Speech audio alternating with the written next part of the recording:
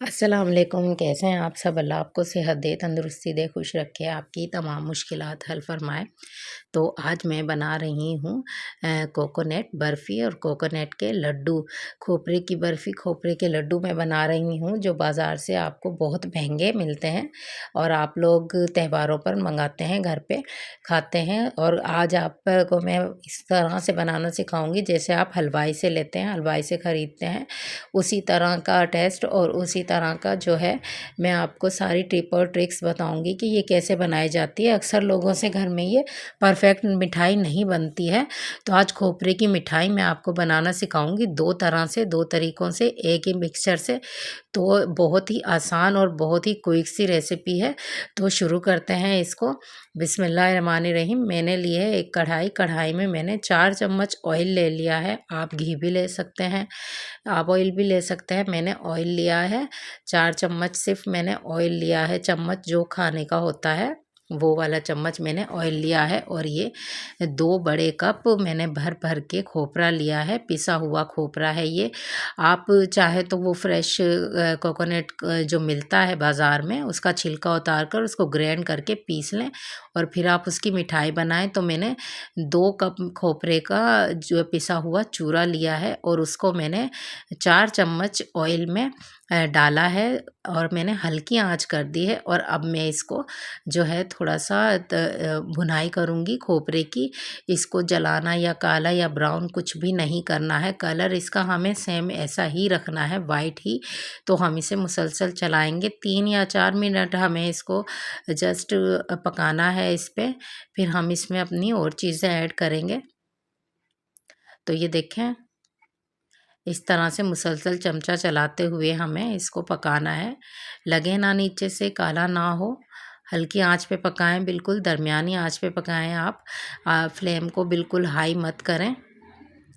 तो ये देखें, हमने 3-4 मिनट इसको अच्छे से भून लिया है, अच्छे से इसको पका लिया है। अब मैं इसमें ऐड करूँगी मिल्क।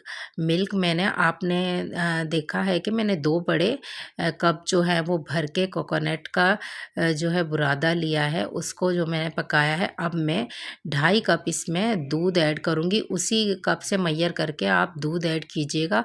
1 कप मैंने ऐड कर दिया है, इसको मैं अच्छे से मिक्स करूँगी 1 मिनट के लिए, फिर मैं इसमें अपना और दूध ऐड करूँगी।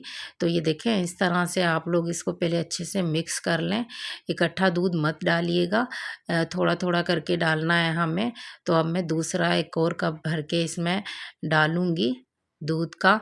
दूध फुल फैट का होना चाहिए, जैसे ज़्यादा गाढ़ा हो तो अच्छा है, और पका हुआ हो या कच्चा हो, ये टोटली ऑप्शनल है, आप जैसा भी डाल दें, लेकिन दूध गाढ़ा हो। तो 2 कप मैंने डाल दिए और अब मैं आधा कप और इसमें दूध का ऐड करूँगी और फिर हम इसको पकाएँगे अच्छे से। ये देखिए, हमें इसको भी मिक्स करना है अच्छे से, फिर हम आधा कप दूध का और इसमें ऐड कर रहे हैं। और अब हमें सबको इसको दूध में अपना जो खोपरा है हमारा, उसको पकाना है अच्छे से। और जब तक हमारा दूध खुश्क ना हो जाए तब तक हमें इसको पकाना है। आप चम्मच ना भी चलाएं, हल्की आंच कर दें तो ये लगेगा नहीं, इसकी टेंशन नहीं लें। लगेगा नहीं, थोड़ी देर इसको छोड़ सकते हैं हम, लेकिन अगर पास खड़े रहें तो अच्छा है, बार-बार चम्मच चलाते रहें, दूध जल्दी खुश्क हो जाएगा इसका। और ये इसका जो फ्लेम है आपको बिल्कुल दरमियानी आँच करनी है, आपको बिल्कुल हाई या बिल्कुल लो नहीं करना है। बस आप इसको इस तरह पकाते जाएँ। पकाना जो है हमारा, ये दूध है हमारा इसमें ऑब्ज़र्व हो जाएगा ना अच्छे से। और ये देखें, मैंने ना इलायची के दाने डाले हैं इसमें, आप इलायची पाउडर भी ऐड कर सकते हैं या 2-3 इलायचियाँ ऐसे ही तोड़ के डाल लें, जैसे आप चाहें। इलायची पाउडर ज़्यादा अच्छा रहता है, मैंने इलायची के दाने इसमें ऐड किए हैं। और अब मैं थोड़ी-सी फ्रेश जो मलाई है दूध की, मैंने उतारी थी, वो मैंने ली है, 3 से 4 चम्मच मैंने इसमें ऐड कर दिया है। इसकी जगह आपके पास कंडेंस मिल्क हो तो आप वो भी ऐड कर लें, लेकिन ये तो टोटल ऑप्शनल है, अगर आप चाहें तो डाल लें हैं तो, वरना इसको स्किप कर दें। इस तरह भी हमारी जो मिठाई है वो अच्छी बन जाएगी। तो अब हम इसको जो है पका लेते हैं। तो दूध को खुश्क कर लेते हैं, अच्छी तरह पका के हमें इसको दूध को खुश्क करना है। मुसलसल चमचा चलाते हुए हमें इसको बालाई को भी इसमें मिक्स करना है अच्छे से। तो अगर इसी दौरान आप चैनल पर नए हैं तो प्लीज़ मेरे चैनल को सब्सक्राइब ज़रूर कर दीजिए। अच्छी-अच्छी मिठाइयाँ, अच्छी-अच्छी रेसिपी मैं आपके लिए लेकर आती हूँ, तो आप मेरे चैनल को जो है सब्सक्राइब कर दें अभी। तो ये देखें, हम अच्छे से ना दूध को खुश्क कर लेंगे पहले, फिर हमने इसमें और चीज़ें ऐड करनी है। पहले हमें दूध को इसमें खुश्क करना है, ज़्यादा ना, थोड़ा-सा अगर रह जाए तो ख़ैर है, लेकिन हमें इसको खुश्क करना है प्रॉपर दूध को। फिर हम इसमें और चीज़ें ऐड करेंगे अपनी। इस तरह से आप दबा-दबा कर अच्छे से पका लें। आँच आपने इसमें दरमियानी ही रखनी है, आपने फुल फ्लेम नहीं करना है। जल्दी पकाने की वजह से आप लोग फुल फ्लेम मत कीजिएगा, इससे हमारी मिठाई ख़राब भी हो सकती है। तो इसको आप बिल्कुल दरमियानी आँच पर पकाएँ। तो देखें, दूध हमारा थोड़ा-सा ही रह गया है बस। इसको हम और खुश्क कर लेते हैं थोड़ा-सा।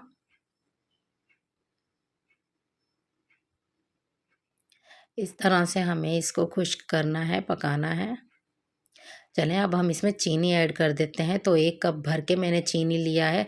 आपने देखा है कि मैंने इसी कप से 2 कप कोकोनट लिया था, हमने 2 खोपरा लिया था 2 कप, और इसी कप से मैंने 2.5 कप दूध ऐड किया था, और इसी कप से मैंने 1 कप चीनी ऐड की है।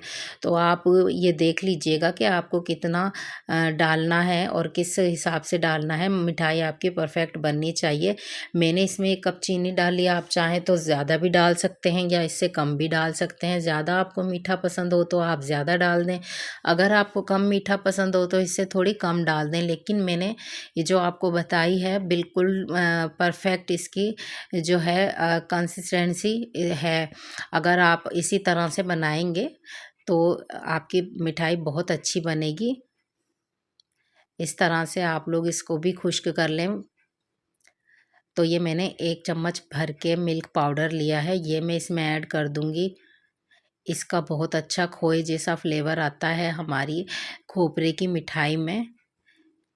हम चीनी का जो पानी चीनी ने छोड़ा था, हम उसको भी खुश्क कर लेते हैं। अच्छे से चला के हमने इसको खुश्क करना है। तो ये देखें, दबा-दबा कर आप चेक कर लीजिए कि आपकी मिठाई में थोड़ा-सा भी पानी या दूध नहीं होना चाहिए। जब आपको अगर लगे कि हमारी मिठाई, हमें कैसे पता चलेगा कि ये पक गई है, तो आप इसको चम्मच से दबाकर इस तरह से देखें। अगर तो ये दूध छोड़ रही है या पानी रिलीज़ कर रही है, तो हमारी मिठाई अभी कच्ची है। अगर ये बिल्कुल खुश्क हो गई है, दबाने से इसमें से पानी या दूध नहीं निकल रहा है, तो फिर ये समझ लें हमारी मिठाई पक गई है। कलर इसका चेंज नहीं होगा, कलर इसका वाइट ही रहेगा, चाहे हम इसको जितना ही पका लें। तो ये देखें, इस तरह से आप दबा-दबा कर इसको अच्छे से और पका लें, ताकि हम इसका जो दूध है वो बिल्कुल खुश्क कर लें। इसका जो है वो बिल्कुल हमने चीनी का जो पानी चीनी छोड़ती है उसको भी हमने खुश्क कर लिया है। चलें, हमारा जो है दूध भी, मिठाई जो है बिल्कुल माशाल्लाह से बिल्कुल खुश्क हो गई है। अब हम इसका जो है फ्लेम भी ऑफ़ कर सकते हैं। इसको थोड़ा-सा दबा-दबा कर देख लीजिए कि कहीं दूध रह तो नहीं गया है। तो ये पकने में थोड़ी-सी रह जाएगी। तो चलें, हमारी मिठाई बिल्कुल पक गई है। अब हम एक ट्रे को ग्रेस कर लेते हैं ऑयल से। आधी ट्रे को मैं ग्रेस करूँगी ऑयल से, क्योंकि मैंने आधी इसमें बर्फ़ियाँ बनानी हैं और आधे मैं इसके लड्डू बनाऊँगी। तो ये देखें, मैं आधा जो है अपना जो मिक्सचर है खोपरे का, मैं आधा एक प्लेट में दूसरी में निकाल रही हूँ, आधा कढ़ाई में ही रहने दूँगी। तो ये देखें, मैंने अब जो कढ़ाई में रहेगा उसके बनाने हैं मैंने लड्डू, और जो मैं निकाल कर साइड पे रख रही हूँ उसकी मैंने जमानी है बर्फ़ियाँ। तो ये देखें इस तरह से मैंने इसमें फूड कलर डाल दिया है जो मैंने कढ़ाई में छोड़ा था। तो ये देखें अब मेरा चूल्हा बंद है, बिल्कुल फ्लेम मेरा ऑफ है और मैं इसमें फूड कलर येलो कलर का जो है मैं इसमें मिक्स कर रही हूँ। आप कोई भी कलर इस्तेमाल कर सकते हैं, पिंक, ग्रीन, कोई भी आप कलर इस्तेमाल कर सकते हैं। येलो भी, ये चाहे तो जर्दे का रंग ही ले लें, लेकिन ये जो है पीला फूड कलर मैंने इस्तेमाल किया है इसमें लड्डू बनाने के लिए। तो इसकी लुक भी बहुत अच्छी आती है। इस तरह से आप अच्छे से इसको कलर को मिक्स कर लें इसमें। चलें अब हम अपनी ट्रे पे अपनी बर्फ़ियों का जो मिक्सचर है वो डाल देते हैं और इसको अच्छे से फैला के दबा देते हैं। इसको हम एक तरफ करेंगे, इसको अच्छे से इसको दबाकर इसकी जो है बर्फ़ी की टुकड़ियाँ हमने बाद में काटनी है। पहले हम इसको दबाकर अच्छे से साइड में रख देते हैं। 1 से 2 घंटे हमने इसको रखना है। अभी काटेंगे तो ये टूट के बिखर जाएगा। हमने इसको 1 या 2 घंटे ठंडी जगह पे रखना है। तो चलें हम अब इसके लड्डू बना लेते हैं। जब जितना आपको हल्के गरम के आप इसके लड्डू बना लें। तो ये देखिए इस तरह से लड्डू की शेप मैंने दे दी है और अब मैंने थोड़ा-सा ना कोकोनट का बुरादा निकाल लिया था, उस पे मैं इसको अच्छे से इसके अंदर से डिप करके लड्डू को, ताकि इसकी लुक अच्छी आए, खाने में इसको मज़ा आए, इसको देख कर ही दिल चाहे कि हम इसको खा जाएँ। तो ये देखें इस तरह से आप इसके लड्डू बना लें सब और इस तरह से इसमें वाइट खोपरा जो है वो मैंने बचा कर रख लिया था। इस तरह से कटोरी में आप इसको डाल लें और इस तरह सारे तैयार कर लें। ये देखें कितने अच्छी इनकी लुक आ रही है, कितने मज़े के ये लग रहे हैं। दिल चाहता है कि खा लें इनको। आपके घर मेहमान आए तो आप इसी तरह बनाकर उनको दें। तो चलें 1-2 घंटे बाद अब हमारी जो बर्फ़ियाँ हैं खोपरे की, हम उसको भी काट लेते हैं। उसकी भी कटिंग कर लेते हैं। मैं आपको दिखाने के लिए इसको जल्दी से अभी ही निकाल कर दिखाऊँगी, लेकिन आपने इसको अगर अच्छे से जमाना है तो 2-4 घंटे के लिए आप इसको फ्रीज़र में रख दीजिए, तो ये अच्छे से स्टेबल हो जाएगी और फिर ये बिल्कुल भी इधर-उधर से गिरेगी नहीं और अच्छे से इसके पीस बन जाएँगे। इस तरह से आप लोग कटिंग कर लें, चौकोर शेप में, त्रिकोण शेप में, जिस तरह चाहें आप इसकी कटिंग कर लें और इसको सर्व करें। अब आप इस पे बादाम, पिस्ते जो भी आप इस पे लगाना चाहें बर्फ़ियों पे आप वो लगा लें। इस तरह से मैंने इसको कटिंग कर दी है। अब इस पॉइंट पे अगर आप चाहें तो फ्रिज में रख लें। मैंने आपको दिखाना है इसलिए मैं अभी ही आपको इसकी टुकड़ियाँ उठाकर दिखाऊँगी। तो ये देखें माशाल्लाह से इतनी जूसी, इतनी अच्छी, बिल्कुल हलवाई जैसी हमारी जो खोपरे की बर्फ़ी तैयार हुई है। ये मिठाई बहुत ही मज़े की बनती है। मैंने इस पे थोड़े से पिस्ते लगा दिए हैं और ये देखें लड्डू भी हमारे तैयार हैं और खोपरे की बर्फ़ियाँ भी तैयार हैं। तो है ना इतना मज़े की रेसिपी कि आप लोग घर पे आसानी से बना सकते हैं। क्यों लाएँ इतनी महंगी चीज़ें हम बाज़ार से, हम घर पे ही हर चीज़ बनाएँ, तैयार करें, खुद भी खाएँ, बच्चों को खिलाएँ और कोई मेहमान आ जाए तो उसको भी खिलाएँ।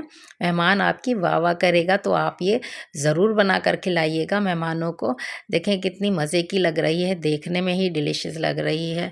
तो अगर आपको मेरी रेसिपी पसंद आई हो तो प्लीज़ मेरे चैनल को सब्सक्राइब ज़रूर कीजिएगा, शेयर कीजिएगा, लाइक कीजिएगा, कमेंट्स कीजिएगा। अगर ये रेसिपी पसंद आई हो तो ज़रूर कमेंट्स कीजिएगा मुझे। तो दें मुझे इजाज़त, दुआओं में याद रखिएगा। अल्लाह हाफ़िज़।